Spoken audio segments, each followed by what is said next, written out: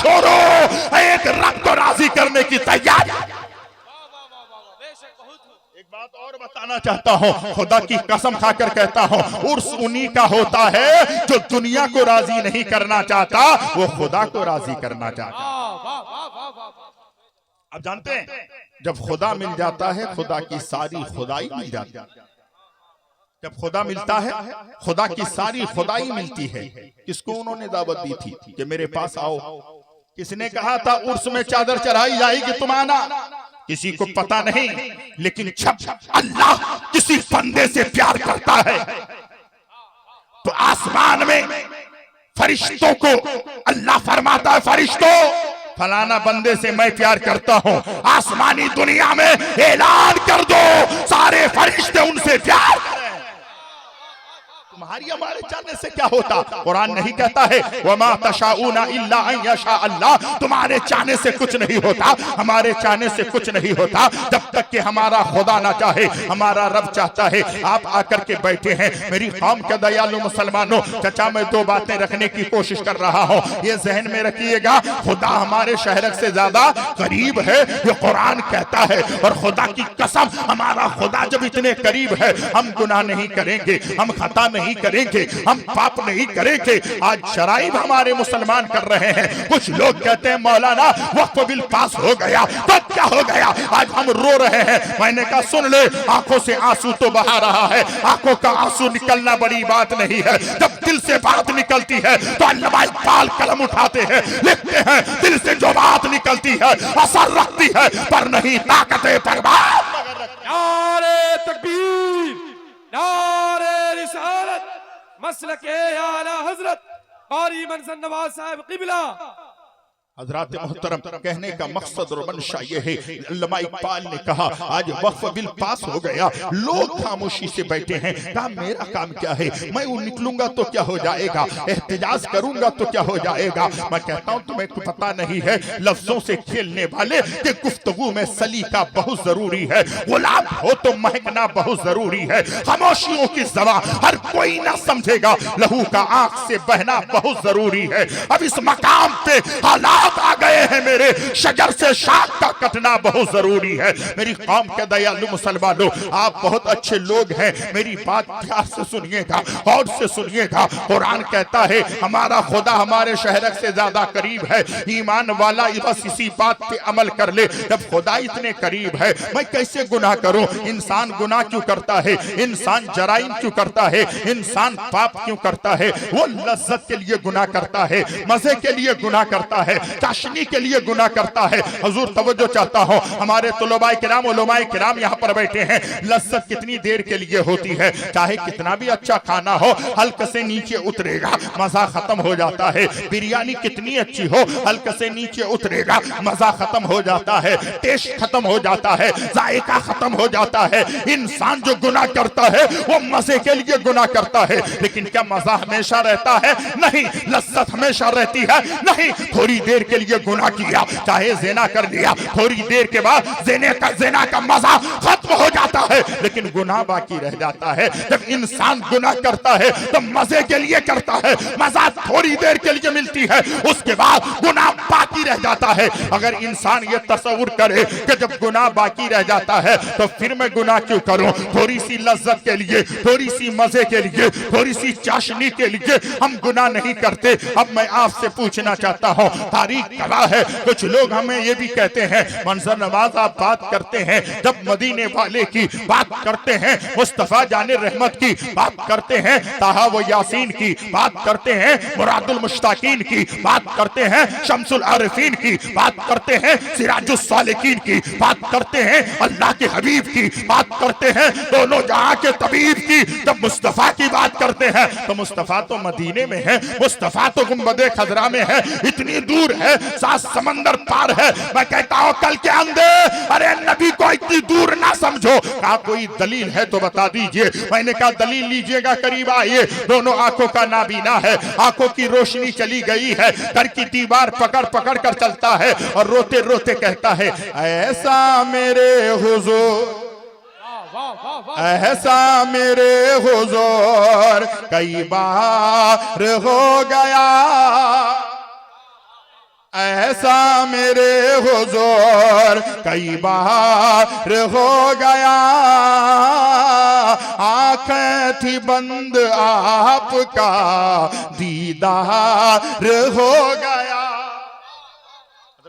आंखें थी बंद आपका दीदार हो गया। मेरी कौम के दयालु मुसलमानों, बात बड़ी प्यार की है, आप जरा सुनिएगा। खुदा हमारे शहर से ज्यादा करीब तो नबी मदीने में है, गुंबदे खजरा में है, क्या नबी इतनी दूर है? आज की इस महफिल में, इस तकरीब में बैठने वालों, कान खोल के सुनना। तो कुरान उठाइए और कुरान से पूछो, ऐ कुरान तू बता दे मुस्तफा कितने दूर है और नबी कितने करीब है? आप बताएं। मैंने कहा कुरान से जब सवाल करोगे तो कुरान कहेगा अन्नबी जो औला बिल मुमिनीना मिन अनफुसिहिम, हमारे नबी हमारे जानों से ज्यादा करीब।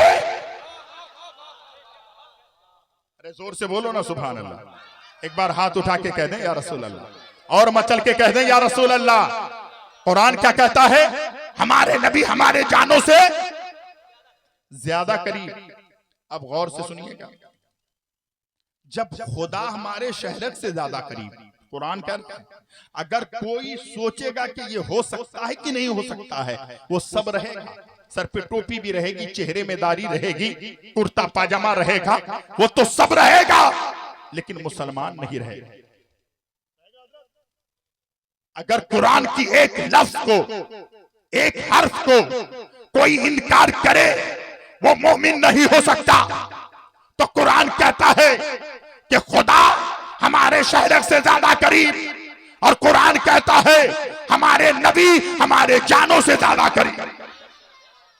और फिर उस नबी से कैसी मोहब्बत करें, कैसी अकीदत रखें, कैसा इश्क रखें, कैसी उससे प्यार करें, तो किसी और से मत पूछो ना, बरेली के ताजदार से पूछो, इमाम अहमद रजा से पूछो, फाजिले बरेलवी से पूछो, आयतुम मिन आयतिल्लाह से पूछो, अच्छे रजा, प्यारे रजा, मीठे रजा इमाम अहमद रजा खान फाजिले बरेलवी से पूछो, ऐ इमाम अहमद रजा कैसी मोहब्बत और कितनी मोहब्बत हम करें? तो कहते हैं आला हजरत बरेली की चटाई में बैठते हैं, इश्क में कलम हाथ में लेते हैं और कहते हैं दुनिया वालों मोहब्बत की बात करते हो और नबी की ताजीम की बात करते हो, नबी के रुतबे की बात करते हो, क्या क्या नबी के लिए? तो कलम उठाकर लिखते हैं जमीनो जमा तुम्हारे लिए, मकीनो मका तुम्हारे लिए, चुनीनो चुना तुम्हारे लिए, बने दो जहां तुम्हारे लिए, या रसूल अल्लाह दहन में जुबा तुम्हारे लिए, बदन में है जाओ तुम्हारे लिए, या रसूल अल्लाह हम आए यहां तुम्हारे लिए, उठे भी वहां तुम्हारे। जब आला हजरत कलम उठाते हैं तो लिखते हैं तुम्हारी चमक, तुम्हारी दमक, तुम्हारी झलक, तुम्हारी महक, तुम्हारी चमक, तुम्हारी दमक, तुम्हारी झलक, तुम्हारी महक, जमीनो फलक सेमा को समक, ये सिक्का तबा तुम्हारे लिए। क्या आला हजरत है। और आला हजरत की बात तो जब आदमी पढ़ता है, सुनता है, समझता है, तो समझ में बात आती है कि आला हजरत ने मोहब्बत की है। हर इदारे में आलिम बनाया जाता है, मुफ्ती बनाया जाता है, हाफिज बनाया जाता है, कारी बनाया जाता है, लेकिन आला हजरत का दरसगा वो दरसगा था जब भी कोई निकलता है तो आशिके रसूल बनकर बनकर निकलता है। हजरत मोहतरम हिंदुस्तान का वो बेहतरीन शायर जिसे पाकिस्तानी लहजा कहा जाता है, वो शायर अहले सुन्नत, बादशाह तरन्नुम, बुलबुले बागे मदीना, वासिफे शाह हुदा, हजरत हाफिज कारी जनाब ताहिरुल कादरी साहब अल्हम्दुलिल्लाह यहाँ पर बैठे हैं। बहुत अच्छे लहजे से वो नाते नबी पढ़ते हैं। और उनसे पहले हिंदुस्तान का एक मुनफरिद लहजा जिसे शायर अहले सुन्नत जनाब कारी हिलाल रजा मरकजी के नाम से जानती है, उलमाए किराम यहाँ पर बैठे हैं। मैं आपसे कहना चाहता हूँ, कुरान कह रहा है खुदा हमारे शहर से ज्यादा करीब है और नबी हमारी जानों से ज्यादा करीब है। ईमानदारी से बताइएगा चाचा, बाप जो है घर में रह जाता है, माँ घर में रह जाती है, खानदान वाले घर में रह जाते हैं, लेकिन जहाँ जहाँ जाते हो तुम्हारी जान तुम्हारे साथ है। और कुरान कहता है मैं भी तुम्हारे जानों से ज्यादा करीब।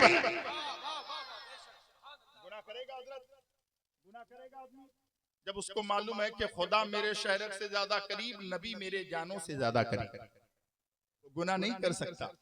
वो खता नहीं कर सकता, वो पाप नहीं कर सकता, वो जराइम नहीं कर सकता। इसलिए मैं आपसे कहता हूँ कुरान पढ़िए, कुरान के करीब आइए, कुरान खोलिए, क्योंकि शायर कहता है वहमो गुमा का अक्ल पर पर्दा पड़ा तो है, वरना कुरान पाक में सब कुछ लिखा तो है। रखता हूँ मैं भी खाने काबा की आरज़ू, मोमिन नहीं तो क्या हुआ, दिल में खुदा तो है।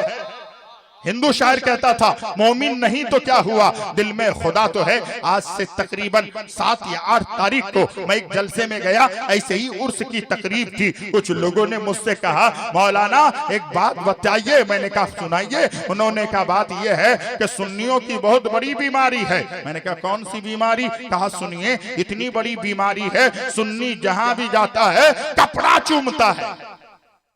क्या कहा? कपड़ा चूमता है। मैंने कहा कौन सुन्नी कपड़ा चूमता है? इस्लामपुर में कोई सुन्नी गया हो, 200 रुपए मीटर का कपड़ा खरीदा हो और फौरन ऐसे चूम लिया है, तुमने देखा? कहा नहीं। मैंने कहा किशनगंज गया हो, 500 रुपए मीटर का कपड़ा खरीदा हो और फौरन चूमा है, तुमने देखा? कहा नहीं देखा। मैंने कहा सिल्लीगुड़ी में 1000 रुपए मीटर का कपड़ा खरीदा हो और कोई सुन्नी फौरन चूमा हो, तुमने देखा? कहा नहीं देखा है। मैंने कहा चलिए हिंदुस्तान की राजधानी दिल्ली है, कोई 5000 रुपए मीटर का कपड़ा खरीदा हो और वहां चूमा है, तुमने देखा है? कहा नहीं देखा है। मैंने कहा हिंदुस्तान की एक बहुत खूबसूरत शहर जिसे बॉम्बे कहा जाता है, कोई 50,000 रुपए मीटर का कपड़ा खरीदा हो और चूमा है, तुमने देखा है? कहा नहीं देखा। मैंने कहा जब देखा नहीं तो इल्जाम क्यों लगाते हो कि सुन्नी कपड़ा चूमता है? कहता मौलाना तुम्हें मालूम नहीं है, खुजासा बाबा के उर्स में देखा हमने कि शायर साहब कपड़ा चूम रहा है, खतीब साहब कपड़ा चूम रहा है, तो लोग कपड़ा चूम रहे हैं, हाजी साहब कपड़ा चूम रहे हैं, उर्स की तकरीब है,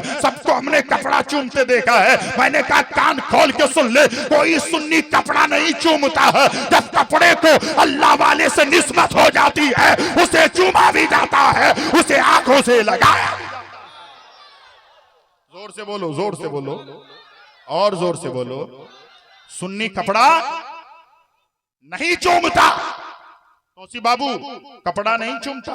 कपड़े को जब निस्बत होती है, कह दो चाचा आपके घर में मिसाल के तौर पर आपके घर की आपकी बेटी की शादी है, मियाँ बीवी ने मशवरा किया बेटी की शादी में पलंग देना है, लेकिन मार्केट से लाकर पलंग देंगे, 2-4-5 साल के बाद पलंग खत्म हो जाएगा। कहा क्या किया जाए? कहा घर में एक दरख्त है, उस दरख्त के जो है लकड़ी से हम पलंग बनाते हैं और वो बेटी को देते हैं, 20-25-30 साल 40 साल तक वो पलंग रहेगा। होता है कि नहीं होता है? बोलिए ना भाई। तो उन्होंने कहा कि ठीक है। अब जाकर के उन्होंने दरख्त को कटवाया, फिर मिल में लेकर के उसको चीर करके घर में लकड़ियां लेके आया, मिस्त्री बुलाया, बुलाने के बाद कहा इससे पलंग बना दो। बड़ी ज्यादा लकड़ी थी, एक पलंग बनाया, लकड़ी बच गई तो दरवाजा बनाया, लकड़ी बच गई तो खिड़की बना दी गई, लकड़ी बची तो कुर्सी बन गई, लकड़ी बच गई तो अलमारी बनाई गई, लकड़ी बच गई तो उसके अंदर से बहुत सारा काम किया। फिर छोटी सी एक लकड़ी बची, उससे रहल बना दिया गया।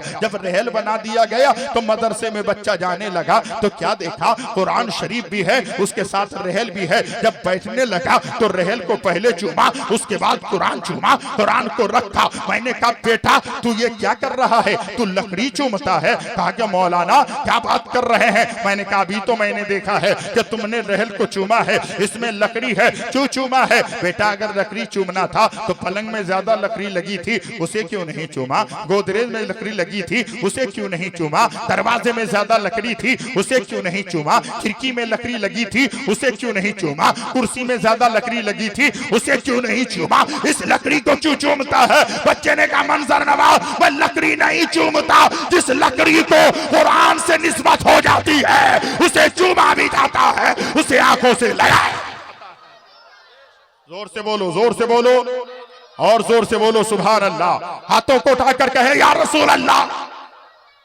तो जो चाहता हूं मैं आपको समझाना चाहता हूं, लोग कहते हैं ऐसे ही अल्लाह वाले, नहीं यार, मिटा दो अपनी हस्ती को। अगर कुछ मर्तबा चाहो कि दाना खाक में मिलकर गुले गुलजार होता है, वो मिट्टी अल्लाह अकबर आपने देखा होगा, अल्लाह वालों की फकीर की लहद पर फानूस जल रहे हैं, बेरोशनी पड़े हैं मिट्टी में माल वाले। मैं आपको समझाना चाहता हूं अल्लाह अकबर, मिट्टी से जो है क्या ईंट बनती है? बनती कि नहीं? मिट्टी की ईंट बनती है। लेकिन आप एक बात बताइए, एक ईंट को आप अपने घर की दीवार में चुनाई कर दें या नीचे उसे डाल दें, अल्लाह अकबर, 100 साल के बाद उस जगह को खोदोगे, उस मिट्टी को निकालोगे जिसे ईंट कहा जाता है, वो ईंट का कलर खराब होगा? नहीं खराब होगा। ईंट के अंदर लालपन जाएगी? नहीं जाएगी। तो ईंट का कलर वैसा रहेगा। मैं कहता हूं मिट्टी ये भी है, मिट्टी वो भी है। बारिश होती है तो मिट्टी बहकर चली जाती है, बारिश होती है मिट्टी को कटा के दूर लेके चली जाती है, लेकिन ये भी मिट्टी है, लेकिन इसका कलर वैसा का वैसा रह गया है। आप कहोगे मंजर नवाज, बात यह है ये भी मिट्टी वो भी मिट्टी है, लेकिन ये मिट्टी भट्टी में जा करके अपने आप को जलाया है। ये मिट्टी जो है भट्टी में रह करके अपनी जो है अपने आप को जलाकर राख कर दिया है। जब राख कर दिया है तो उसके अंदर कलर आया है। अब ये कलर छूटने वाला नहीं है। इसी तरीके से याद रखना, हर किसी का उर्स नहीं होगा। अल्लाह वाले अपने आप को मिटा देते हैं, अल्लाह वाले खुदा की बारगाह में अपने आप को खत्म कर देते हैं। जब वो चले जाते हैं तो खुदा की कसम अब उसके मजार से दुनिया को फैज मिलता रहता है। बात समझ में आ रही है? एक बात तो आपने सुना कि हर कपड़ा नहीं चूमा जाता,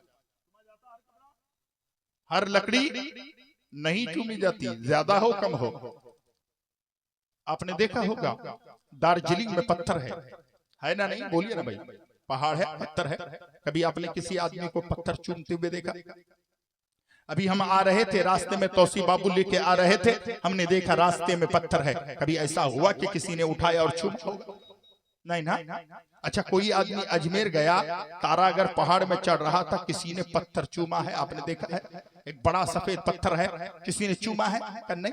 लेकिन 4 लाख 5 लाख रुपए खर्च करके मक्कतुल मुकर्रमा जाता है, और जाने के बाद एक पत्थर है जिसे हजरे अस्वद कहा जाता है, हाजी साहब ने चूम लिया। मैंने कहा हाजी साहब, अगर पत्थर ही चूमना था तो दार्जिलिंग करीब था, वहीं के पत्थर चूम लेते, रास्ते के पत्थर चूम लेते, अन्ना सागर के करीब के पत्थर चूम लेते, तारागढ़ के पहाड़ का पत्थर चूम लेते, इंडिया के पत्थर चूम लेते। जितने खर्चा करके आए हो और पत्थर चूम रहे हो। हाजी साहब ने कहा मंसर नवाज खामोश हो जाइए, मैं पत्थर नहीं चूमता हूं। आपको पता नहीं है इस पत्थर को आमना के लाल ने चूमा है, अहमद मुख्तार ने चूमा है। कयामत की सुबह का और गुलाम आएगा और इस पत्थर को चूमेगा और मुस्तफा की सुन्नत को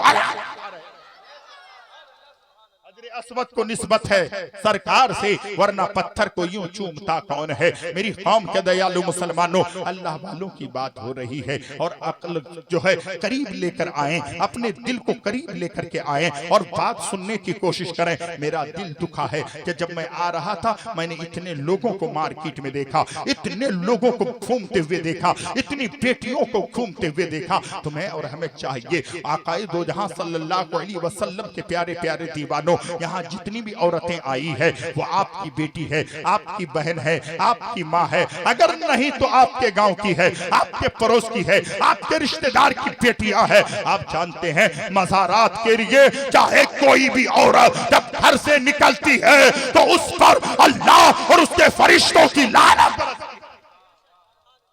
इसलिए मैं नहीं कहता हूं कि तौसीफ बाबू मुझे नहीं बुलाएगा तो मैं मर जाऊंगा। क्या रज़्ज़ाक़ है, वो भूखा सुलाता ही नहीं, रिज़्क़ कीड़े को भी पत्थर में दिला देता है। औरतों को मज़ार पे आना जायज नहीं है, यह हराम है और अल्लाह उसके फरिश्तों की लानत बरसती है। लेकिन आज औरतों को देखिए बगैर जो है इस अंदाज में बेपर्दा होके आ रही है, इन्हें शर्म नहीं आती है। कुछ लोग ये भी कहते हैं मौलाना हम कैसे रोकें इतनी औरतों को? तो रोकने का आसान तरीका यह है, क़यामत के दिन आपसे पूछा जाएगा, यानी आपसे पूछा जाएगा या अय्युहल्लज़ीना आमनू कू अनफुसकुम व अहलिकुम नारा, ईमान वालो ओ जहन्नम की आग से अपने आप को बचाओ, अपने घर वालों को बचाओ। क़यामत के मैदान में तुमसे पूछा जाएगा, अरे तू तो इबादत कर रहा था, तेरी बेटी अय्याशी कर रही थी, तेरी बहन अय्याशी कर रही थी, तेरी माँ अय्याशी कर रही थी, मज़ार पे जा रही थी, गुनाह कर रही थी, इसके जवाब तुम्हें देना हो।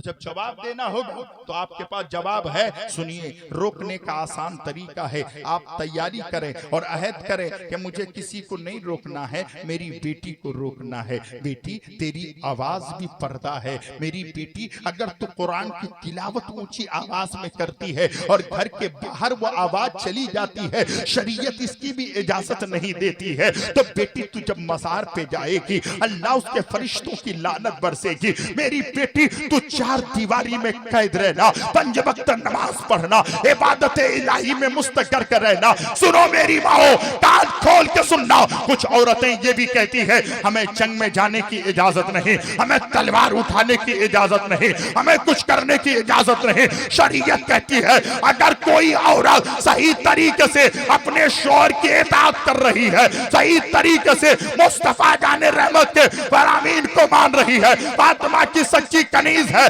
उससे उसका शौहर राजी है, खुदा की कसम एक मर्द जिहाद में जाकर के तलवार चलाकर जो सवाब पाता है, एक औरत घर में रहकर अपने शौहर की खिदमत करती है, अल्लाह उसको उतना सवाब घर में आता फरमाता है। औरतों को चाहिए कि कम से कम हम पर्दे में रहें, और जब पर्दे में रहती है औरतें, अल्लाह अकबर, आप जानते हैं सारी औरतों की सरदार है फातिमा। कह दो सुभान अल्लाह। सैयदा तैयबा ताहिरा आबिदा जाहिदा सैयदतुन निसा हजरत फातिमा ज़हरा रज़ियल्लाहु ताला अन्हा। आप जानती हैं मुबाहला के लिए जब छाने लगे थे 5 पंजतन, तो वो रसूल पाक की बेटी थी। जहां हजरत अली कदम रखते, सुभान अल्लाह, हजरत अली जहां कदम रखते थे उस कदम के निशान पे हजरत फातिमा कदम रखती। जोर से बोलो ना सुभान अल्लाह। और जहां वो कदम रखती वहीं पर अली मुर्तजा कदम रखते और दुनिया को बताया, ऐ दुनिया वालों देखो ये रसूल पाक की शहजादी है जिसके कदम को ना जमीन देखी है ना आसमान देखा है। ये औरतें अय्याशी करती है, औरतें मार्केट में घूमती है, औरतें बाजार में घूमती है। इसीलिए मैं आपसे कहता हूं यार, क्या लेके जाएंगे आप? जब आए थे तो खाली हाथ, जाएंगे तो खाली हाथ। इसीलिए इस दुनिया को सब कुछ मत समझना। ये दुनिया तो छोटी सी जिंदगी है, मताउद दुनिया इल्ला कलील, ये छोटी सी जिंदगी है यार, बहुत छोटी सी जिंदगी। इस जिंदगी को ऐसा ना सोचें कि हम अय्याशी के लिए आए हैं, मकरो फरेब के लिए आए हैं, दगा देने के लिए आए हैं। नहीं, आसमान बनाया तुम्हारे लिए, जमी बनाई तुम्हारे लिए, कहकशां बनाया तुम्हारे लिए, शजरो हजर बनाया तुम्हारे लिए, ये हवा चल रही है तुम्हारे लिए, ये बारिश हो रही है तुम्हारे लिए, ये फ्रूट है तुम्हारे लिए, सारी चीजें हैं तुम्हारे लिए, कायनात का जर्रा जर्रा है तुम्हारे लिए, आसमान का सूरज तुम्हारे लिए, जमीन की जो है बहार है तुम्हारे लिए, चांद की चमक तुम्हारे लिए, सितारों की दमक तुम्हारे लिए। यूं समझो सारी कायनात का हर जर्रा है तुम्हारे लिए, लेकिन अल्लाह ने तुम्हारी पेशानी बनाया है रब की इबादत के लिए, बंदगी के लिए।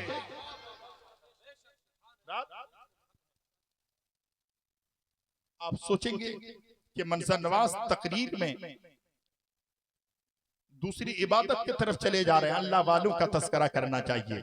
मैं कहता हूं अल्लाह वालों का तस्करा करें, एक अल्लाह वाले हैं, कह दो सुभान अल्लाह। आज हम कहते हैं नमाज पढ़ो, तैयार नहीं, चलो मस्जिद में गया, तैयार नहीं। मस्जिद बड़ी खूबसूरत बनी है, लोग कहते हैं मौलाना टाइल्स लगाया, मार्बल लगाया, संगमरमर लगाया, कुमकुमे लगाया। मैं कहता हूं मस्जिद में कुमकुमे लगाने से, टाइलेट जो है टाइल्स लगाने से, मार्बल लगाने से, संगमरमर लगाने से उसमें खूबसूरती नहीं आती। मस्जिद में जब इंसान पेशानी झुकाता है, नमाजी बढ़ता है, तो मस्जिद में रोशनी आती है।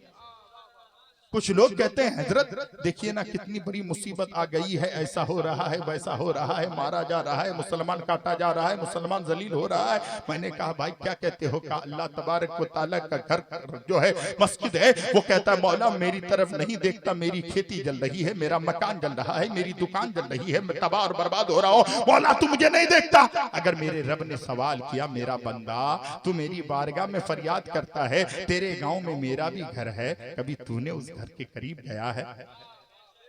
तू मेरी बारगाह में फरियाद कर रहा है, तू कभी मेरे घर में गया है? क्या जवाब होगा? तुम्हारे पास कोई जवाब नहीं है। क्यों? क्योंकि जो खुदा का हो जाता है, खुदा की सारी खुदाई उसकी हो जाती है। आज नमाज के लिए कहा जाए, तैयार नहीं। एक बहुत बड़े बुजुर्ग गुजरे हैं, हजरत हातिम बिन असम। बस बहुत प्यारी बात याद आ गई। हम खाते हैं और दंदना के चलते हैं, क्या होगा देखा जाएगा। आप याद रखिएगा, कयामत के मैदान में तुमने एक निवाला जो खाया है, इसके बारे में सवाल होगा। ये हलाल खाया या हराम खाया है? आप ऐसा ना सोचें कि हम जो है बरी जिम्मा हो जाएंगे। और बहुत सारे लोग ये सोचते हैं हम सुन्नी हैं, जन्नती हैं। भाई, सुन्नी होना ही जन्नती है? जन्नत इतनी आसानी से अगर मिल जाती, जन्नत इतनी आसानी से मिल जाती, तो फिर इबादत कौन करता, रियाजत कौन करता, बंदगी कौन करता? आप में से कोई ऐसा है जिसको किसी ने कहा हो कि तू जन्नती है, जन्नत की सर्टिफिकेट दे दिया हो? है कोई ऐसा? नहीं ना। मेरे आका के 10 सहाबे किराम हैं अशरे मुबशरा के, उसको मेरे नबी ने दुनिया में जन्नती होने की बशारत दी। अबू बकर सिद्दीक तू जन्नती है, उमर तू जन्नती है, उस्मान तू जन्नती है, अली तू जन्नती है, अबू तलहा तू जन्नती है, अब्दुर्रहमान बिन औफ तू जन्नती है। मेरे आका ने इन्हें जन्नती होने की बशारत दे दी। और नबी की जबान से जो बात निकल गई वो पत्थर की लकीर है। आसमान का सूरज तो जमीन पे आ सकता है, नबी ने जो कह दिया वो कभी झूठा नहीं हो सकता। लेकिन बताइए, जिसको जन्नती होने की बशारत मिल गई, उस्मान गनी जब रास्ते से चलते और कहीं गड्ढा दिखता ना, थोड़ी सी जमीन की मिट्टी हटा दी जाती, अगर देखते उस्मान गनी, कौन उस्मान गनी? मेरे नबी ने अपनी 2 शहजादियां उस्मान गनी को दी है। कह दो सुभान अल्लाह। जुन्नूरैन कहा जाता है। उस्मान गनी जब रास्ते से जाते, कहीं गड्ढा देखते, उस्मान गनी बैठ जाते। उस्मान के गनी के आंखों से आंसू सावन भादों की तरह बरसता। उस्मान गनी फूट फूट कर रोते। अल्लाह अकबर। जमीन गीली हो जाती, दाढ़ी मुबारक गीली हो जाती। पूछने वाले कहते उस्मान गनी आप इस कदर क्यों रोते हैं? उस्मान गनी फरमाते हैं, खुदा की कसम, कहीं पर गड्ढा देखता हो तो मुझे कब्र याद आ जाती, मुझे कब्र याद आ जाती है। मुसलमानों, तुम्हें कब्र याद नहीं आती? कभी बिस्तर में जाते हो तो ये तो सोचो कि 24 घंटा मुझे मिला है, मैंने 24 घंटे में बेटा बेटी के लिए भी काम किया है, खेती में भी काम किया है, रिश्तेदार के घर भी गया है, मैंने सारा काम तो किया है। लेकिन 24 घंटे के अंदर अगर 2 घंटा आप निकाल दें, 1 घंटा खुदा की बंदगी के लिए और 1 घंटा अपने माँ बाप की खिदमत के लिए, बोलिए ना सुभान अल्लाह। आए मजार में चादर चढ़ा दी, कहा मैंने हजरत बड़ा काम कर दिया। मैंने कहा सुन ले यार, मजार पे अगर एक चादर चढ़ी है, सरकार आला हजरत फरमाते हैं जब तक वो चादर फट ना जाए, पुरानी और बोसीदा ना हो जाए, दूसरी चादर चढ़ाने की हाजत नहीं है। चादर चढ़ाओगे तो अल्लाह वाला राजी होगा, ऐसी कोई बात नहीं है। लेकिन अगर राजी रब को करना चाहते हो, राजी मुस्तफा को करना चाहते हो, तो एक काम करना, जो तेरे घर में बूढ़े माँ बाप है, साल भर में उनको अच्छे कपड़ा पहना दो। अगर तेरे माँ बाप राजी होंगे तो अल्लाह वाले राजी हो जाएंगे, मदीने के मुस्तफा राजी होंगे, मेरा खुदा तुमसे राजी हो जाएगा। तो जहां खुदा राजी होता है वो काम आप नहीं करते। मजार में 10 बार चादर आप चढ़ाएंगे, लेकिन माँ बाप को कभी नहीं कहते कि मेरी माँ साल गुजर गया है, ईद में बच्चों के लिए मैंने कपड़ा खरीदा है, ये सबसे अच्छा कीमती लिबास मैंने आपके लिए खरीदा है। पीर साहब आ जाते हैं तो अच्छी जगह पर बिठाते हैं, क्या कहा कि हजरत बिरयानी, देसी मुर्गा, ये वो किसके लिए? का पीर साहब के लिए। मैं कहता हूँ मेरे भाई, एक नहीं 1000 पीर एक तरफ मिलकर दुआ करे, कोई गारंटी नहीं, कोई जरूरी नहीं है कि दुआ कबूल हो जाए। लेकिन अगर तुमने बिरयानी, पुलाव, मुर्गा पकाया और कहा कि ये मेरी माँ के लिए, मेरे बाप के लिए, तेरे माँ बाप खाएं ना खाएं, तेरे माँ बाप हाथ उठा देंगे और दुआ कर देंगे, हाथ नीचे बाद में आएंगे, पहले रब की बारगाह में दुआ कबूल। ऐसा होता है? नहीं होता है ना। माँ बाप की कदर नहीं होती है ना। माँ बाप की कदर करो दिल से अगर मोहब्बत है, बाप है दरवाजा, माँ हमारी जन्नत है। दरूद पाक सुनाए, अल्लाहुम्मा सल्ली अला सय्यदना मौलाना मौलाना मुहम्मद बारिक वसल्लम सल्लु अलैहि सलातु व सलामन अलैका या रसूल अल्लाह सल्लल्लाहु तआला अलैहि वसल्लम। हजरत हातिम बिन असम बहुत बड़े पाए के बुजुर्ग गुजरे हैं, इतने बड़े पाए के बुजुर्ग। वक्त का बादशाह ने कहा, ए हातिम बिन असम, गए और जाने के बाद कहा हुजूर बात यह है कि मेरे घर की आपको दावत।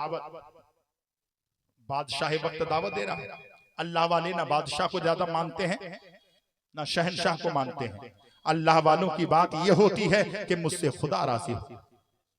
सुबह इसलिए गुजारते हैं, शाम इसलिए गुजारते हैं। उन्होंने कहा मुझे तुम्हारे घर की दावत मंजूर नहीं। कहा नहीं, आपको आना होगा। तब उस हातिम बिन असम ने कहा ठीक है, मेरी 3 शर्तें हैं, मानोगे? कहा हुजूर मानेंगे। कहा मैं जहां चाहूंगा वहां बैठूंगा। मंजूर? उसने कहा बादशाह ने कहा कोई बात नहीं, यही हो सकता है कि मेरे घर में आने के बाद हजरत हातिम बिन असम कहेंगे कि आपका जो तख्त है मैं उस पे बैठूंगा। ठीक है, इतने बड़े वली हैं, बिठा दूंगा। हुजूर मंजूर है। दूसरी बात, कहा जो मैं खाऊंगा वो खिलाना होगा। कहा हुजूर ठीक मंजूर है। कहा कि तीसरी शर्त, कहा कि जो मंगाऊंगा वो लाके देना होगा। कहा हुजूर ये भी मंजूर है। बादशाह घर में बहुत अच्छा खाना पकाया, बहुत उम्दा जो है इंतजाम किया। हजरत के आने का वक्त था, हजरत तशरीफ लाए। क्या शर्त थी पहले? जहां चाहूंगा बैठूंगा। सारे रियाए के लोग आए थे, सारे बच्चे जवान बूढ़े हर कोई बादशाह के घर में आकर पहुंचे थे। हजरत हातिम बिन असम आए, जहां सबके रियाए के जूते और चप्पल उतरे थे, हजरत आए और वहीं बैठ गए। अल्लाह वाले कैसे होते हैं? अपने नफ्स को मार देना। कहिए ना सुभान अल्लाह। नफ्स को मार देना होगा। ये नफ्स तो आपको गुनाह कराता है ना, नफ्स को मार देता है तो फिर नफ्स मुतमइन्ना होता है, और जिसका नफ्स मुतमइन्ना हो वही अल्लाह का वली होता है, वही अल्लाह का दोस्त। जहां चप्पल जूते उतरे थे वहीं आकर के बैठ गए। जब बैठे तो शर्त थी कि मैं जहां चाहूंगा बैठूंगा, कुछ नहीं कर सकते। बादशाह परेशान, रिया के लोग परेशान। वक्त का इतना बड़ा वली जूते और चप्पल के पास बैठ गए, क्या कहे? बादशाह को वादा वाफा मालूम था, खामोश रहे। कुछ देर के बाद कहा था कि मैं जो चाहूंगा खाऊंगा।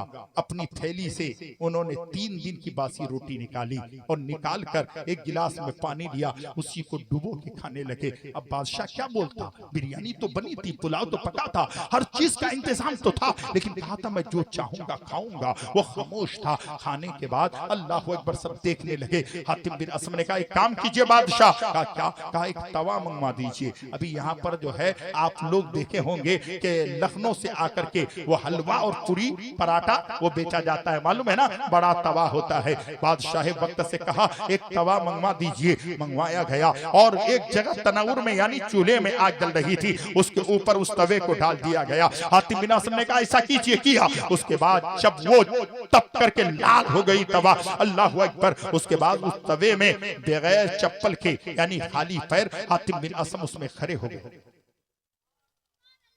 जलते हुए तवे में आग की शुआएं फूट रही है, उस पे बगैर चप्पल के उस पे खड़े हो गए। खड़े होने के बाद काफी देर तक रहे, लेकिन वो आग हातिम बिन असम के पैरों को जला ना सकी। हजरत नीचे उतरे। उतरने के बाद लोगों की तरफ मुखातिब होकर कहा ऐ लोगों, मैंने जो खाया है, मैंने खाने के बाद इस तवे में चढ़ करके इसका हिसाब तो दिया है। अब बिरयानी खाने वालों तुम चढ़ो, पुलाव खाने वालों तुम चढ़ो, अच्छा खाने वालों तुम चढ़ो। अल्लाह अकबर। सबने कहा ये कैसे हो सकता है? पता चला आज अच्छा खाना बड़ी बात नहीं है, कयामत में हिसाब देना बड़ी बात।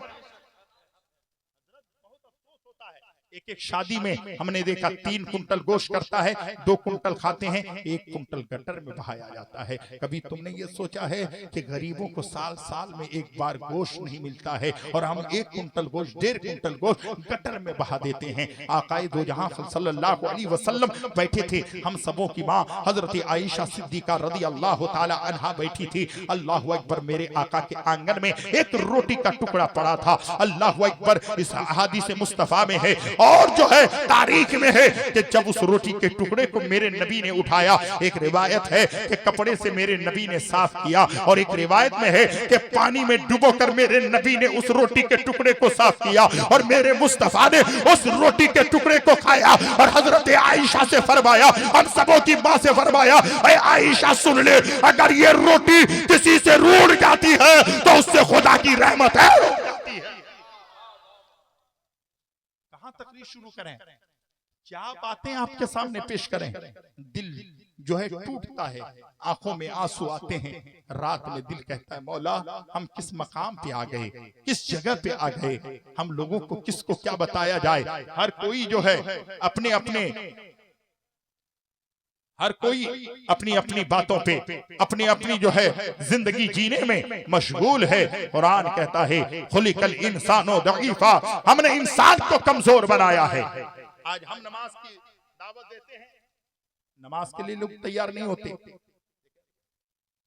नमाज के लिए लोग तैयार नहीं होते, लेकिन तारीख गवाह है इसी रुए ज़मी के ऊपर एक अल्लाह के वली हैं हजरत जुन्नून मिस्री। कह दो सुभान अल्लाह, और जोर से बोले, और जोर से बोले, हजरत जुन्नून मिस्री। हजरत जुन्नून मिस्री जब नमाज पढ़ते तो यहूदी देखकर, ईसाई देखकर, क्या करके देखकर, नमाज को देखकर वो करीब आते और कहते जुन्नून मिस्री हमें कलमा पढ़ाइए, हम मुसलमान होना चाहते। अल्लाह वालों का तस्करा सुनो। जब जुन्नून मिस्री की नमाजों को देखा, यहूदी कलमा पढ़ने लगे, मुसलमान होने लगे। अब यहूदियों ने सोचा अगर यही हाल, यही कैफियत, यही तरीका रहा तो एक वक्त ऐसा आएगा रुए ज़मीन पर यहूदी नजर नहीं आएंगे, हर कोई कलमा पढ़ लेगा, इन्हें रोका जाए। तुम्हें मस्जिद में जाने से किसने रोका? तुम्हें रब के घर में जाने से किसने रोका? रब की बारगाह में पेशानी झुकाने से तुम्हें किसने रोका? तुम क्यों नहीं खुदा की बंदगी करते? मेरी माओ तुम भी आज से पर्दे में रहना, नमाज की पाबंदी करना, और आज से आप भी नमाज की पाबंदी करना। जुन्नून मिस्री की नमाज कैसी नमाज है। जब उनकी नमाजों को देखा तो यहूदी कलमा पढ़ने लगे। यहूदियों ने बैठकर मशवरा किया अगर यही हाल रहा तो एक दिन रुए ज़मीन पर यहूदी नजर नहीं आएंगे, सब कलमा पढ़ लेंगे। क्या किया जाए? मशवरा में पास किया कि जुन्नून मिस्री को रोका जाए, जुन्नून मिस्री को रोका जाए कि वह नमाज छुप कर पढ़े, नहीं तो लोग फिर कलमा पढ़ लेंगे।